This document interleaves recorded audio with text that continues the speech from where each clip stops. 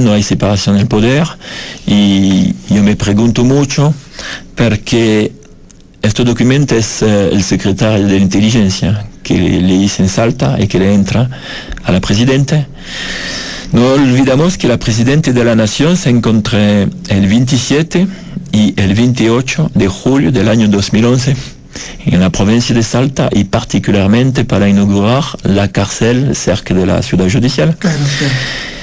Él se fue en Buenos Aires el 28 de julio del año 2011 y 24 horas después se encuentran los cuerpos de Khaçan y de Degollado de manera casual. Una persona que se va a hacer pipí y que se fue de un lugar público a 3 metros, que encuentra 2 cuerpos que no tienen ningún odor, ningún efecto de putrefacción. Y bueno, fue también una gran pregunta para mí de ver esta casualidad. Y bueno, después, en respecto a la CID, yo me voy a encontrar una cosa totalmente increíble para mí como investigador. Es cuando se cruza toda la llamada de los acusados, para saber si, primero la instrucción busca si hay un link, no sé cómo se dice, claro, sí. dentro de los tres, para saber si hay concertación de los tres, para ir al mirador si se conoce. Y realmente el trabajo de telefonía hizo la demostración que no hay ninguna cruz de llamada jamás, porque entonces que la persona no son amigos y que no puede conversar para preparar una cosa eventual. Claro. Entonces, dentro de toda esta pericia, Vera Wild y padre, María Fernanda Canizares, la novia, toda la persona como Ramos también, Sandoval, tú tienes todos los detalles de la llamada, entrantes y salientes. Claro. Tú tienes exactamente la posición de algún con la celda. Tú tienes también todos los detalles de texto y también la intimidad de la persona cuando se envía un texto de amor o no sé qué. Claro, todo. Entonces tenemos dentro del expediente todo a 100% en respecto a la persona acusada. Pero cuando tú miras un poquito el detalle de la llamada entrante, saliente, el mensaje de texto de la víctima, porque es el más importante, la víctima.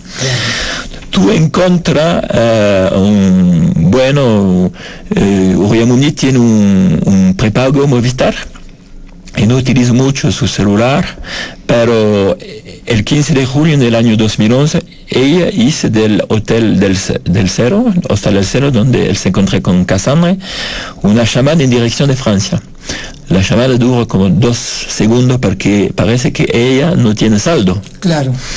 Y después, cuando tú miras el registro de la llamada, tú tienes, es muy importantísima la cosa que me voy a decir aquí, es dentro del libro, que a las 14:28, este famoso 15 de julio, hay un mensaje de texto que una persona con un número 11, que empieza con 11, Buenos Aires, puede ser una persona en Salta que tiene un celular de Buenos Aires, también, o de Francia, no sé dónde, pero el problema es que este mensaje de texto que Uria recibe en su celular, fue el momento que la chica se encontró el duende.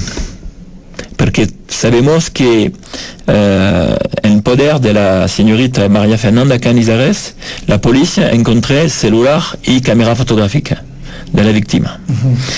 Y cuando se hizo una pericia de la cámara fotográfica, hay fotografía con horario y fecha, y a las 14:20, ¿tú te recuerdas la fotografía de Cassandre y de Degollado?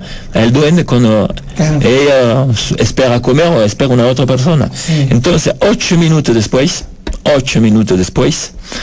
tú tienes un mensaje de texto. Sin conocer al abonado, identidad.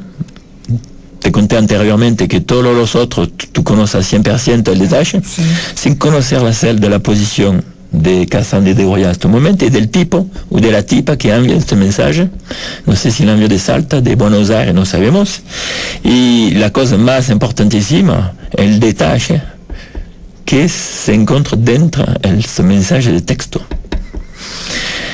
Y después tú tienes un hecho, es el cambio de chip a las 19:50, este famoso día. En cambio de chip, el chip de Uriah Mumi que entra dentro del celular del abonado Walter Lassi, que supuestamente es el hijo que lo utiliza el teléfono celular. Y yo fui muy estupendo de ver que esta famosa llamada de la 1428 se encuentra el poder de los servicios de inteligencia, en el momento se llama el CIDE, y que jamás le comunica a la justicia. La pucha.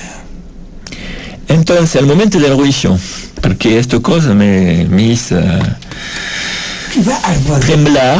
Seguro, ¿qué te parece? Y el momento del juicio, cuando el comisario Ríos, que realiza la pericia de telefonía, entra en la sala de audiencia, él hizo todo su análisis, pero él hizo una esquiva. Claro, obvia el tema este. Él habla de la 850 en Francia, de 1950, pero curiosamente él olvida la del 1428. Y el problema es que esta llamada de la 1428 se encuentra registrada dentro del expediente en 4 lugares, en 4 hojas, digamos, Claro, foja judicial. Entonces, muy extraño.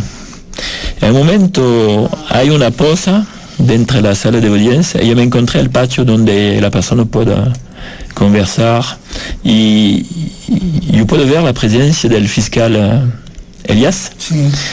Y yo fui a ver y le dije, señor fiscal, yo me disculpo, pero tienes el expediente al frente de la nariz. ¿Y qué pasa con el tipo no habla de la más importante, la última prueba de vida con el celular de la señorita en la quebrada. Claro. ¿Y por qué no se pregunta? Él me dice el boludo, no, yo no entiendo de qué me habla, me voy a regresar en audiencia, me voy a ver mi cuenta, me voy a ver dónde se encuentra. Yo le digo exactamente yo a la página, porque parece que no conozco como fiscal, es muy grave, pero yo pienso que él conoce muy bien, no hay problema, y él regresa en audiencia. Y en este momento jamás él hizo pregunta de este famoso mensaje de texto a la 1428, el comisario, ¿qué significa? ¿Por qué? Claro. Bueno, para mí la máscara se caí. Claro. Y con suerte, un amigo periodista que se llama Agustín Poma, sí. Después el día de audiencia se encontré en un programa de televisión que se llama Libertos, donde hay su hermana Paula Poma, como conductora. Y yo me encontré, yo no fui invitado en este momento, y el productor de la emisión me dijo, Juan Carlos, quiero participar al último momento. Yo digo, bueno, eventualmente, pero hay una cosa que me gustaría hablar, es la famosa llamada del 1428.